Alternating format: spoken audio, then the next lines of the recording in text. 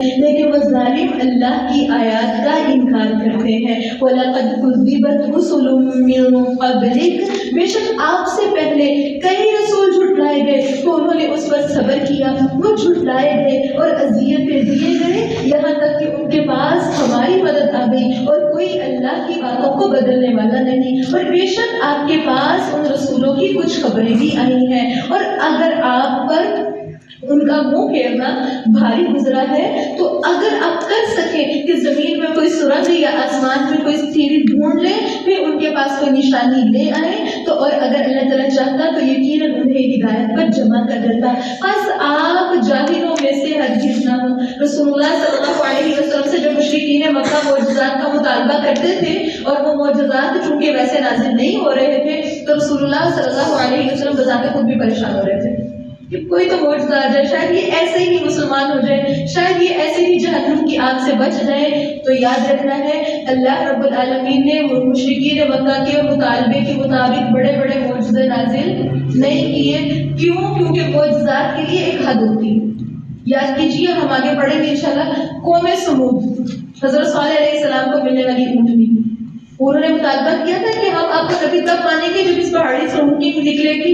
اونٹنی نکل آئی تھی لیکن حد کیا لگائی گئی تھی، جو اس کو بری نیت سے ہاتھ لگائے گا اس پر اللہ کا عذاب آ جائے.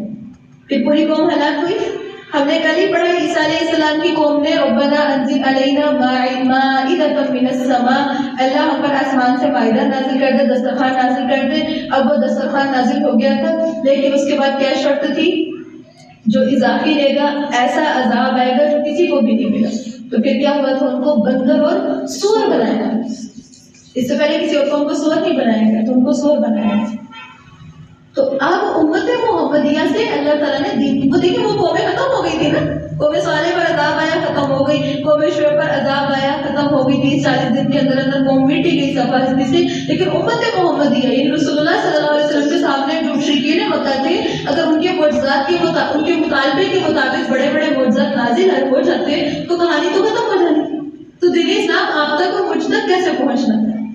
اللہ رب العالمین ان کے مطالبے کے مطابق معجزات نازل نہیں فرمائے تھے تاکہ ویسا عذاب نہ نازل ہو. اور دوسرا، اللہ تعالیٰ جانتے تھے کہ وقت کے ساتھ ساتھ ان کی میجورٹی دین اسلام کو قبول کر لے گی. اور آپ جانتے ہیں ابو سفیان نے بھی اسلام قبول کیا تھا. ہندا جس نے حضرت حمزہ کا کلیجہ چبایا تھا اس نے بھی اسلام قبول کیا. بڑے بڑے لوگوں نے اسلام قبول کر لیا. تو اللہ تعالیٰ نے فرمایا، اللہ کے نبی صلی اللہ علیہ وسلم، انما یستجیب الذین یسمعون، باتوں کو قبول تو صرف وہی لوگ کرتے ہیں جو سنتے ہیں، اور جو مردہ ہے انہیں اللہ اٹھائے گا پھر وہ اسی کی طرف لوٹائے جائیں گے. اور انہوں نے کہا اس پر اس کے رب کی طرف سے کوئی نشانی کیوں نہیں اتارے گی؟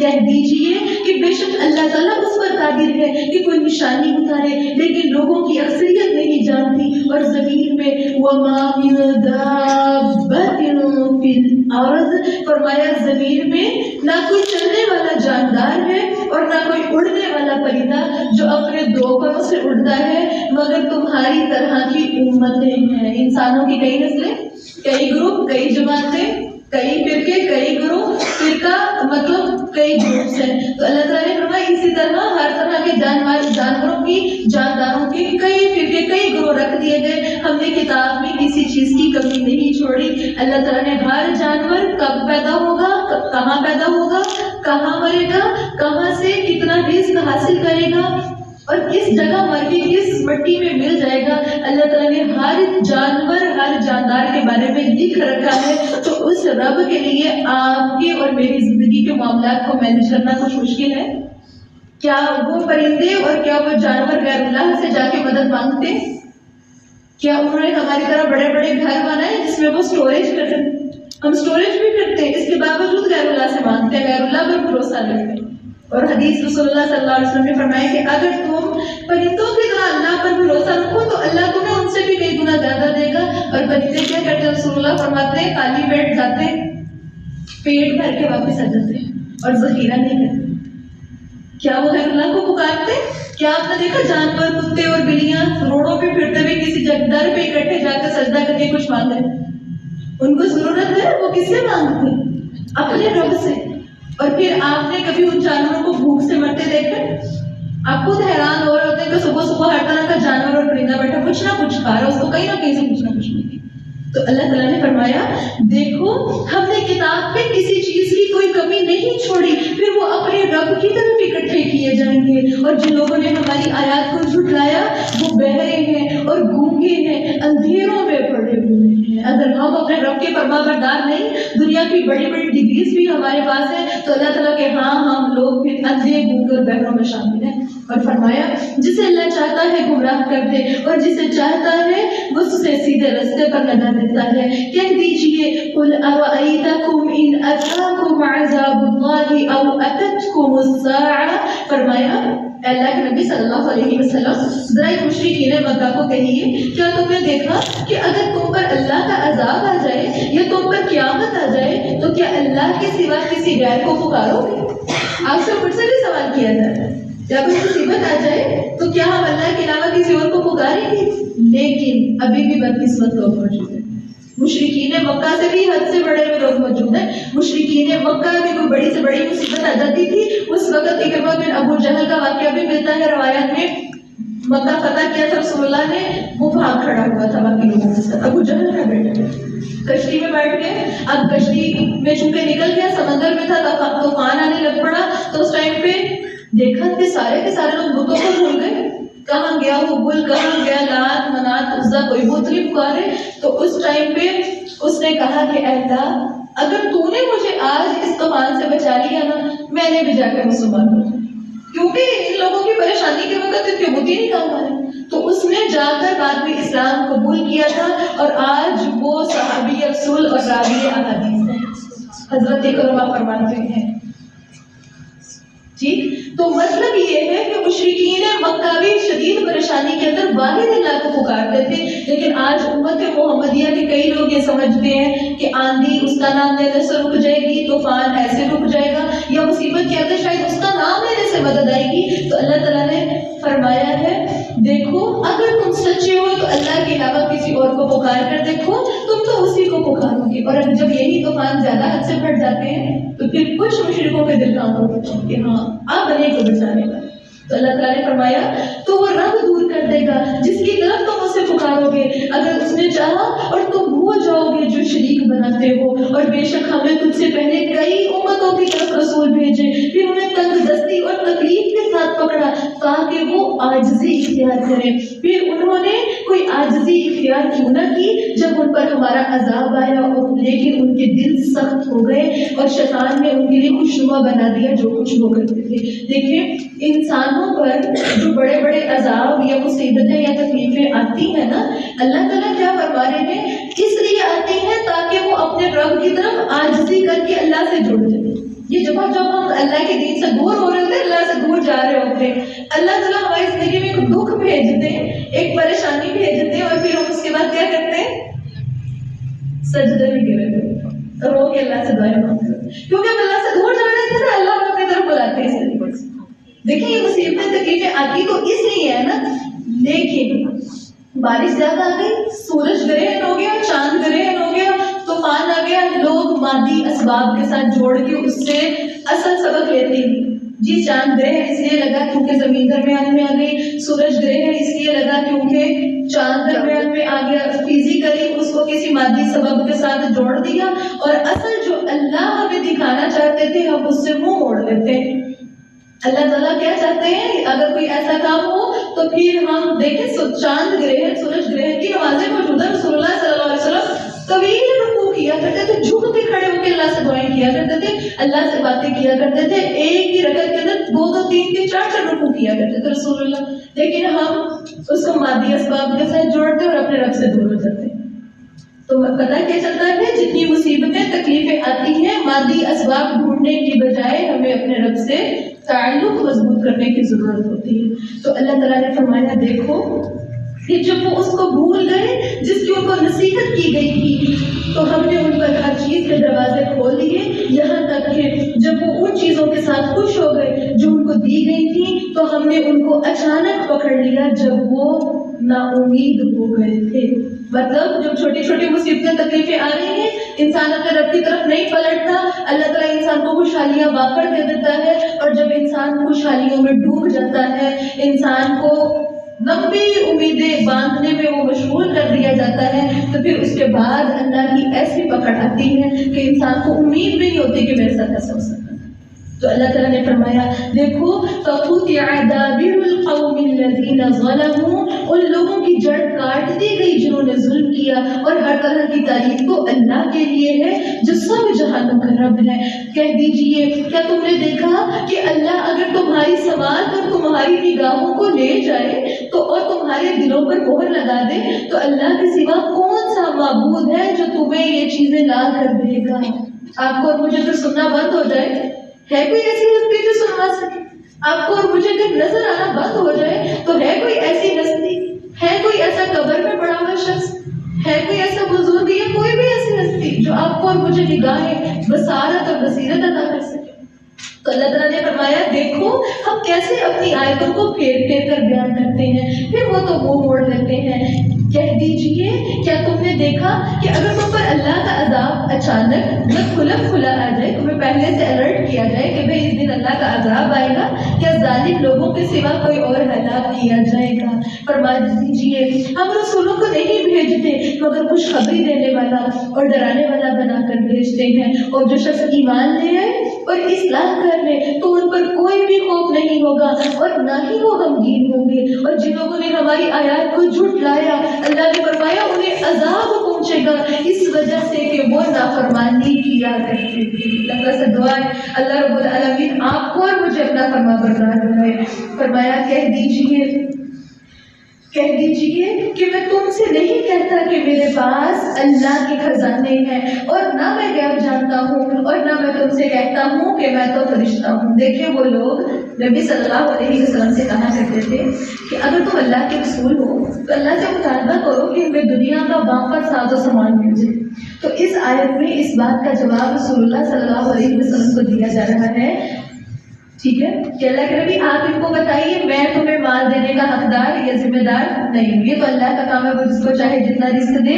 تو پتہ یہ چلتا ہے کہ اگر یہ عقیدہ رکھا جائے کہ فلاں شخص کو، ٹھیک ہے، فلاں شخص نے خزانہ دے دیا یا اس کو بے تحاشا مال دے دیا، ٹھیک ہے، یا مالدار کر دیا، یوں سمجھ لیں فلاں ہستی نے فلاں انسان کو مالدار کر دیا، تو یہ عقیدہ شرک کا عقیدہ ہے، کیونکہ اللہ تعالیٰ ہی رزق کو شادہ کرنے والا ہے اور اللہ تعالیٰ ہی رزق کو تنگ کرنے والا ہے۔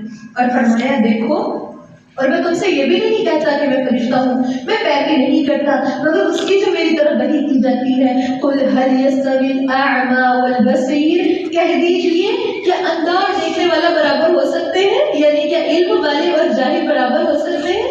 تو فرمایا تم غور و فکر کیوں نہیں کرتے؟ وَأَنذِرْ بِهِ الَّذِينَ يَخَافُونَ، اس کے ساتھ ان لوگوں کو ڈرائیے جو خوف رکھتے ہیں کہ اپنے رب کی طرف لے جا کر اکٹھے کیے جائیں گے، ان کے لیے اس کے سوا نہ کوئی مددگار ہوگا اور نہ کوئی سفارش کرنے والا ہوگا تاکہ وہ بچ سکے۔ وَلَا تَطْرُدِ الَّذِينَ يَدْعُونَ رَبَّهُمْ بِالْغَدَاةِ وَالْعَشِيِّ، فرمایا اللہ کے نبی صلی اللہ علیہ وسلم ان لوگوں کو اپنے سے دور نہ کیجیے جو اپنے رب کو پہلے اور پچھلے پہر پکارتے ہیں اور اس کا چہرہ چاہتے ہیں۔ تجھ پر ان کے حساب میں سے کچھ نہیں اور نہ تیرے حساب میں سے ان پر کچھ ہے کہ آپ ان کو دور کریں، بس ظالموں میں سے نہ ہو جائیں۔ اس آیت کے بارے میں پتہ چلتا ہے، حضرت سعد رضی اللہ تعالیٰ عنہ بیان کرتے ہیں ہم 6 آدمی تھے، رسول اللہ صلی اللہ علیہ وسلم کے پاس بیٹھے تھے۔ مشرکین نے کہا ان لوگوں کو اپنی مجلس سے نکالو تاکہ ہم پر کسی قسم کی کوئی فوقیت حاصل نہ کر سکیں۔ مطلب یہ سارے 6 کے غریب لوگ تھے، وہ کیا فرماتے ہیں کہ ان لوگوں میں تھا ابن مسعود، عبداللہ ابن مسعود بڑے کمزور سے تھے، بڑے ویک سے صحابی تھے، اس طرح ابن عزیر کا ایک آدمی تھا اور 2 اور مطلب غلام تھے۔ ان کو کہا گیا کہ اللہ کے نبی کو مشرکین مکہ کے سردار کیا کہہ رہے ہیں؟ اللہ کے نبی آپ ان کو اپنی مجلس سے نکال لیں تاکہ ہم آپ کے پاس بیٹھیں۔ ہمیں اچھا نہیں لگتا کہ غلاموں کے اندر ہم بیٹھے، تو رسول اللہ صلی اللہ علیہ وسلم کے دل میں کوئی بھی خیال آیا، اب اللہ کے نبی سوچ ہی رہے کیا ان کو کیا حرج اگر 15 منٹ کے لیے یہ باہر بیٹھ بھی جائیں گے، یہ تو پکے مسلمان ہیں، شاید کافر قرآن سن کے بدل ہی جائیں، شاید کفار بدل ہی جائیں۔ تو اللہ رب العالمین نے آسمان سے آیتیں نازل فرمائی کہ اللہ کے نبی صلی اللہ علیہ وسلم وہ لوگ جو صبح شام اپنے رب کو پکارتے ہیں، اللہ کا چہرہ یعنی اللہ کا دیدار حاصل کرنے کے لیے دن رات محنتیں کرتے ہیں، آپ نے اپنی نظر کرم ان سے دور نہیں کرنی۔ دیکھیں آج آپ کو اور مجھے بھی یہ اس چیلنج کا سامنا کرنا پڑتا ہے۔ ہمارے پاس بھی اکثر زندگی کے اندر اکثر موقعوں پر دو آپشنز ہوتے ہیں، یا تو دین والوں کو ترجیح دیں یا پھر مالداروں کو اور دنیا داروں کو ترجیح دیں۔ تو ہم ترجیح نارملی کس کو دیتے ہیں؟ ہماری اولین ترجیح کیا ہوتی ہے؟ مالدار لوگ، عزت والے لوگ، اور پھر کوئی غریب کا کتنا ہی نمازی کتنا ہی دیندار کیوں نہ ہو، ہم اس کو ذلت کی نظر سے دیکھتے ہیں۔ تو دیکھیں اللہ تعالیٰ نے نبی صلی اللہ علیہ وسلم کو بھی منع فرمایا کہ اللہ کے نبی آپ نے ان غریبوں کو، ان غلاموں کو جو دن رات اپنے رب کے دین کے ساتھ جڑے، دن رات اپنے رب کی خاطر قربانیاں دیتے، آپ نے ان کو اپنے سے دور نہیں کرنا۔ اور دیکھیے اگر آپ نے ایسا کیا تو آپ ظالموں میں سے ہو جائیں، کیونکہ اللہ تعالیٰ نے پہ فرمایا فَتَكُونَ مِنَ الظَّالِمِينَ، آپ ایسا کرنے پر ظالموں میں سے ہو جائیں گے، مطلب یہ ایک طرح کا ظلم ہوگا۔ اور اللہ تعالیٰ نے فرمایا اسی طرح ہم نے ان میں سے بعض کے ذریعہ آزمائش کی ہے تاکہ وہ کہیں کیا یہی لوگ ہیں جن پر اللہ نے ہمارے اور ان کے درمیان احسان فرمایا ہے؟ کیا اللہ تعالیٰ شکر کرنے والوں کو زیادہ جاننے والا نہیں ہے؟ اور جب آپ کے پاس وہ لوگ آئیں جو ہماری آیات پر ایمان رکھتے ہیں تو کیا دیجیے سلام ہے تم پر، تمہارے رب نے رحم کرنا اپنے آپ پر لازم کر دیا ہے کہ بے شک حقیقت یہ ہے تم میں سے جو شخص جہالت سے کوئی برائی کرے پھر اس کے بعد توبہ کر لے اور اصلاح کر لے تو فَأَنَّهُ غَفُورٌ رَحِيمٌ، تو بے شک اللہ تعالیٰ بڑا بخشنے والا نہایت رحم کرنے والا ہے۔ یعنی اگر کسی شخص سے گناہ ہو جائے وہ توبہ کرتا ہے، ٹھیک ہے، اپنی اصلاح کرتا ہے، پھر اللہ بڑا بخشنے والا رحم کرنے والا ہے۔ ہم گناہ کی پلاننگ کر رہے ہوتے ہیں، گناہ کی یا حرام کام کی سازش کر رہے ہوتے ہیں اور ساتھ ساتھ جملہ دہرا رہے ہوتے ہیں اللہ بڑا غفور الرحیم ہے۔ یقین کیجیے وہ اللہ کے غفور الرحیم صفت کو تو ہم نے سمجھا ہی نہیں، وہ تو ہماری سرکشی ہے، سرکشی۔ ہم جانتے ہوئے بھی گناہ کر رہے ہیں، ہم جب یہ بھی جان رہے ہیں کہ میرا رب مجھے دیکھ رہا ہے، یہ تو اس کی کیفیت تھی نا کہ ہم سے گناہ ہو گئے، ہمیں بعد میں احساس ہو رہا ہے، ہم اللہ سے معافی مانگ رہے ہیں، اپنے عمل کو بدل رہے ہیں، پھر اللہ غفور الرحیم۔ اور پھر فرمایا وَكَذَلِكَ نُفَصِّلُ الْآيَاتِ، دیکھو اس طرح ہم اپنی آیات کو کھول کر بیان کرتے ہیں تاکہ مجرموں کا رستہ خوب واضح ہو جائے۔ اور کہہ دیجئے بے شک مجھے منع کیا گیا ہے کہ وہ ان کی عبادت کروں جنہیں تم اس اللہ کے سوا پکارتے ہو۔ کہہ دیجئے میں تمہاری خواہشوں کے پیچھے نہیں چلتا، اگر میں نے تمہاری خواہشوں کی پیروی کی تو میں گمراہ ہو گیا اور میں ہدایت پانے والوں میں سے نہیں ہوں۔ قُلْ إِنِّي عَلَى بَيِّنَةٍ مِّن رَّبِّي، کہہ دیجئے بے شک میں اپنے رب کی طرف سے ایک واضح دلیل پر ہوں اور تم نے اسے جھٹلا دیا ہے۔ میرے پاس وہ چیز نہیں ہے جسے تم جلدی جلدی مانگ رہے ہو، فیصلہ تو اللہ کے سوا کسی کے بھی اختیار میں نہیں، وہ حق کو بیان کرتا ہے اور وہی فیصلہ کرنے والوں میں سب سے بہترین ہے۔ کہہ دیجئے اگر واقعی میرے پاس وہ چیز ہوتی جو تم جلدی جلدی مانگ رہے ہو تو میرے درمیان اور تمہارے درمیان معاملے کا ظہور فیصلہ ہو چکا ہوتا۔ مشرکین مکہ رسول اللہ صلی اللہ علیہ وسلم سے جلدی قیامت لانے کا مطالبہ کرتے تھے تو اللہ تعالیٰ نے فرمایا اللہ کے نبی آپ ان کو بتائیے جو اللہ کے اختیارات ہیں وہ میرے پاس نہیں ہے، اگر قیامت لانا، اگر تم پر عذاب لانا میرے اختیار میں ہوتا تو اب تک یہ قصہ ختم ہو چکا ہوتا۔ اور فرمایا اللہ تعالیٰ ظالموں کو خوب جاننے والا ہے۔ وَعِندَهُ مَفَاتِحُ الْغَيْبِ لَا يَعْلَمُهَا إِلَّا هُوَ، فرمایا اور اس کے پاس غیب کی کنجیاں ہیں، انہیں اس کے سوا کوئی بھی نہیں جانتا، اور وہ جانتا ہے جو کچھ خشکی اور سمندر میں ہے، اور کوئی پتا نہیں گرتا مگر وہ اسے جانتا ہے، اور زمین کے اندھیروں میں کوئی دانہ نہیں اور نہ کوئی خشک ہے اور نہ کوئی تر ہے، مگر وہ ایک واضح کتاب میں درج ہے۔ ہر چیز پری پلانڈ ہے، پہلے سے فکس ہے، کیسے ہوگا، کیوں ہوگا اور اس کا اثر کیا ہوگا۔ رسول اللہ صلی اللہ علیہ وسلم کی حدیث عبداللہ ابن عمر بیان کرتے ہیں، رسول اللہ صلی اللہ علیہ وسلم فرماتے ہیں غیب کی 5 کنجیاں ہیں، انہیں اللہ کے سوا کوئی نہیں جانتا۔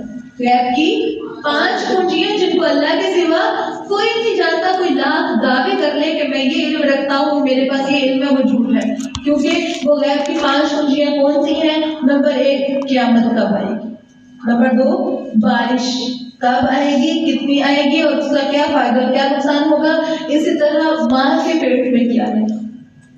یہ چیزیں آج لوگ ایک ڈفرنس ہے، یہ علم لوگ کہتے ہیں کہ ہاں ہمیں تو پتہ چل جاتا ہے کہ بارش آنی ہے یا نہیں آنی، ہمیں تو یہ بات بھی پتہ چل جاتی ہے کہ بیٹا ہوگا یا بیٹی ہوگی، لیکن میرے ٹیچر مجھے کہا کرتے تھے کہ یہ لوگ جو علم حاصل کرتے ہیں وہ کسی سبب اور سورس سے حاصل کرتے ہیں۔ سورس مشین، ٹھیک، آسمان، بارش کا نظام ایک سورس، اور پھر وہ اندازے وہ بھی غلط ہوتے ہیں، زیادہ تر اندازے غلط ہو جاتے ہیں۔ تو اللہ رب العالمین بغیر کسی سبب، بغیر کسی سورس، بغیر کسی ذریعے کے مکمل علم رکھنے والا ہے، اور وہ جو اللہ کے پاس علم ہے اس تک تو کوئی پہنچ ہی نہیں سکتا۔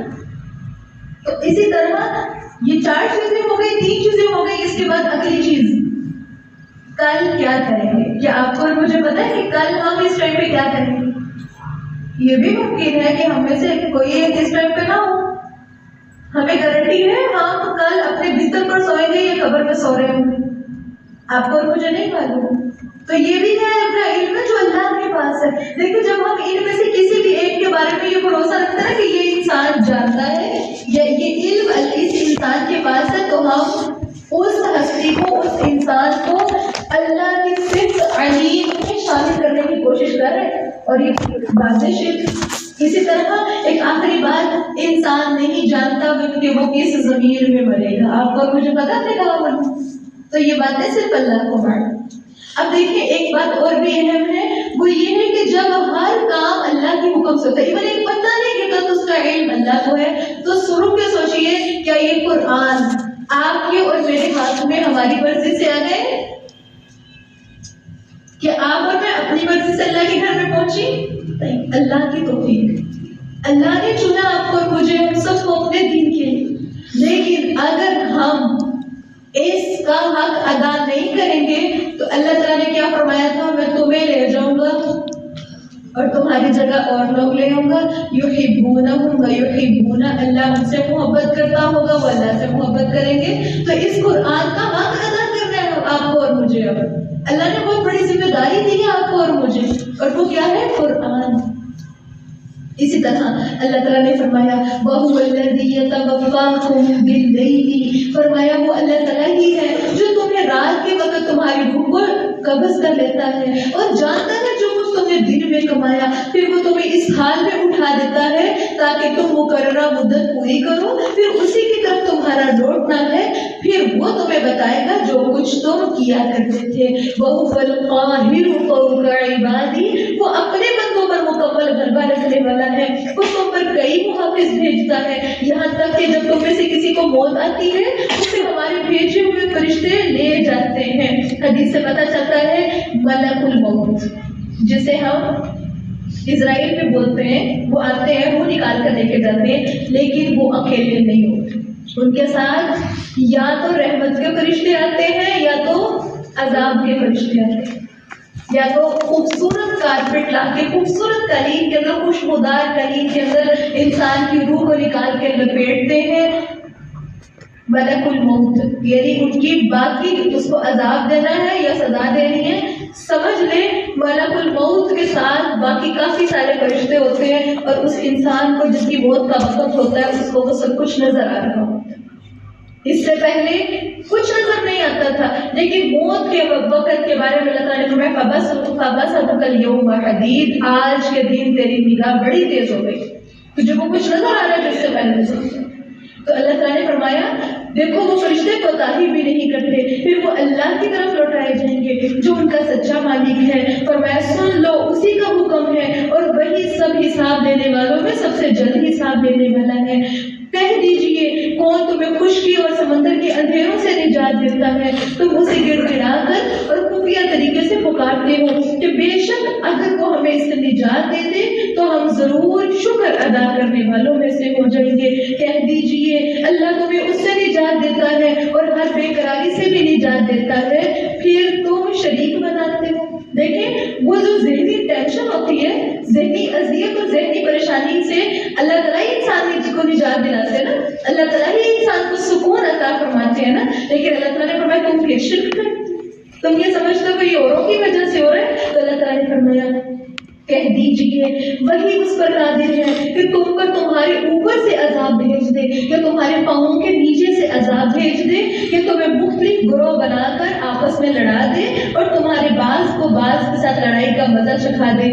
دیکھ ہم کیسے اپنی آیات کو پھیر پھیر کر بیان کرتے ہیں۔ سعد ابن وقاص رضی اللہ تعالیٰ عنہ روایت کرتے ہیں رسول اللہ صلی اللہ علیہ وسلم نے فرمایا میں نے اپنے رب سے 3 دعائیں مانگی، میں نے اللہ سے دعا کی کہ میری ساری امت کو غرق کر کے ہلاک نہ کرنا۔ اللہ تعالیٰ نے میری یہ دعا قبول کر، یعنی کوئی ایسا عذاب امت محمدیہ پر نہیں آئے گا کہ اس روئے زمین پر امت محمدیہ کا ایک فرد بھی نہ بچے، کوئی ایسا عذاب نہیں آئے گا۔ اللہ کے نبی صلی اللہ علیہ وسلم کی یہ دعا قبول ہو گئی۔ نمبر 2، رسول اللہ صلی اللہ علیہ وسلم فرماتے ہیں میں نے دعا کی کہ اللہ میری ساری امت کو قحط میں مبتلا نہ کرنا، یعنی ساری امت پہ قحط آ جائے جیسے پہلے دور میں آتے رہے ہیں۔ اللہ تعالیٰ نے میری اس دعا کو بھی قبول کیا۔ رسول اللہ فرماتے ہیں میں نے تیسری دعا کی میری امت کو آپس میں اختلاف اور انتشار سے بچائے رکھنا۔ اللہ تعالیٰ نے میری اس دعا کو قبول نہیں کی۔ امت میں تفرقہ ہوگا، امت میں اختلافات ہوں گے، امت میں انتشار ہوگا، لیکن اس میں اصل میں امت کا امتحان ہوگا۔ اب کون آپ کے ساتھ جڑتا ہے؟ یہ مسلم کتاب الفتن کی حدیث ہے۔ اللہ کے نبی صلی اللہ علیہ وسلم کے بارے میں اللہ تعالیٰ نے فرمایا دیکھو اسے تمہاری قوم نے جھٹلا دیا حالانکہ وہ حق ہے، کہہ دیجیے میں ہرگز تم پر کوئی بھی نگران نہیں، ہر خبر کے لیے واقع ہونے کا ایک وقت ہے اور تم عنقریب یہ بات جان لو گے۔ اور جب تم ان لوگوں کو دیکھے جو ہماری آیات کے بارے میں فضول بحث کرتے ہیں تو ان سے کنارہ کشی اختیار کر لے۔ اگر لوگ اللہ کے دین کے بارے میں مذاق اڑا رہے ہیں ہم اس مجلس پہ اور اس گروہ میں بیٹھ نہیں سکتے یہاں تک کہ وہ اس کے علاوہ کسی اور بات میں مشغول ہو جائیں۔ اور فرمایا اگر آپ کو شیطان بھلا ہی دے نا کہ جہاں پہ دین اسلام کے خلاف یا اللہ کے حکم کا مذاق اڑایا جا رہا ہے تو جب اگر شیطان بھلا دے تو یاد آنے کے بعد ایسے ظالم لوگوں کے ساتھ مت بیٹھو۔ ان لوگوں کے ذمے جو بچتے ہیں ان کے حساب میں سے کوئی چیز نہیں لیکن یاد دہانی تاکہ وہ بچ سکے۔ اور فرمایا وَذَرِ الَّذِينَ اتَّخَذُوا دِينَهُمْ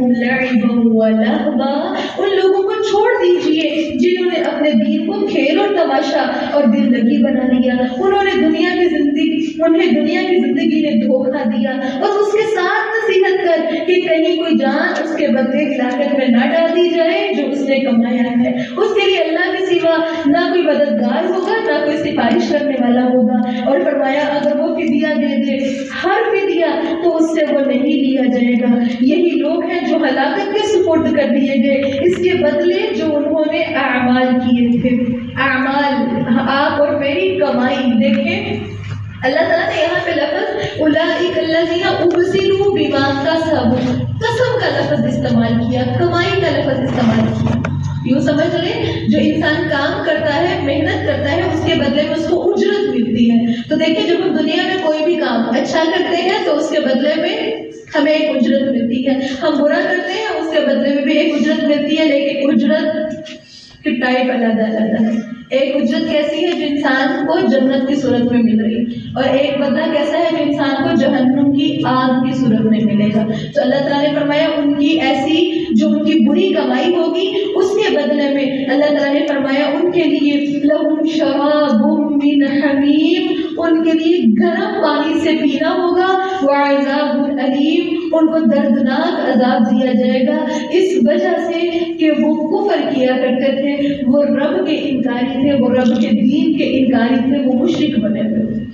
اللہ تعالیٰ سے دعا ہے کہ اللہ رب العالمین آپ کو اور مجھے ہم سب کو جہنم کے اس عذاب سے محفوظ رکھے۔ اور فرمایا کہہ دیجئے کیا ہم اللہ کے سوا اس کو پکاریں جو نہ ہمیں نفع دے اور نہ ہمیں نقصان دے اور ہم اپنی ایڑیوں پر پھیر دیے جائیں، اس کے بعد کہ اللہ نے ہمیں ہدایت دی اس شخص کی طرح جسے شیطانوں نے زمین پہ بہکا دیا، اس حال میں کہ حیران ہے اسی کے کچھ ساتھی ہیں جو اسے سیدھے رستے کی طرف بلا رہے ہیں کہ ہمیں حکم دیا گیا ہے، فرمایا کہہ دیجئے اسی کے کچھ ساتھی ہیں جو اسے سیدھے رستے کی طرف بلا رہے ہیں کہ ہمارے پاس چلے آ، کہہ دیجئے بے شک اللہ کا بتایا ہوا رستہ ہی اصل رستہ ہے اور ہمیں حکم دیا گیا ہے کہ ہم جہانوں کے رب کے فرما بردار بن جائیں، اور یہ کہ وَأَنْ أَقِيمُوا الصَّلَاةَ وَاتَّقُوا، اور یہ بھی حکم دیا گیا کہ ہم نماز کو قائم کریں اور اسی سے ڈرتے رہیں، اور اللہ تعالیٰ ہی ہے جس کی طرف تم سب اکٹھے کیے جاؤ گے، جیسے آپ اور میں اس زمین پر اکٹھے ہیں،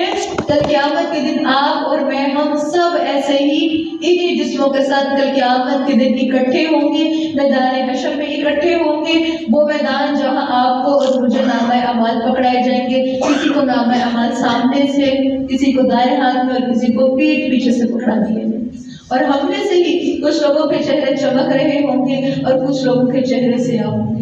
تو اللہ تعالیٰ نے فرمایا دیکھو وَهُوَ الَّذِي خَلَقَ السَّمَاوَاتِ وَالْأَرْضَ بِالْحَقِّ، اللہ تعالیٰ ہی ہے جس نے آسمانوں اور زمین کو حق کے ساتھ پیدا کیا، اور جس دن وہ کہے گا ہو جا تو وہ ہو جائے گا، اس کی بات ہی سچی ہے اور اسی کی بات صحیح ہوگی، جس دن سور میں پھونک دیا جائے گا، غیب اور حاضر کو جاننے والا ہے اور وہی کمال حکمت والا ہے، وہ ہر طرح کی خبر رکھنے والا ہے، اس رب کے تمام معاملات میں حکمت ہے، ہمیں کچھ ملا کچھ نہیں ملا ہم محروم ہیں، اللہ تعالیٰ کی حکمت ہے اور وہ رب خبیر ہے، وہ رب جانتا ہے۔ اللہ تعالیٰ کے صرف علیم اور خبیر کو علماء نے ایکسپلین کیا، اور وہ ایکسپلین کرتے ہیں آپ گندم کاٹتے ہیں، گندم کو چھلکوں میں سے دانے باہر نکلتے ہیں، اللہ تعالیٰ علیم میں دیکھ رہا ہے، وہ ان ذروں کو اس گندم کو تھیلوں میں ڈال دیا جاتا ہے، وہ رب علیم ہے، وہ رب جانتا ہے کون سا کس تھیلے میں کہاں سے کس سٹے سے اترا ہوا دانا کہاں پہنچ گیا۔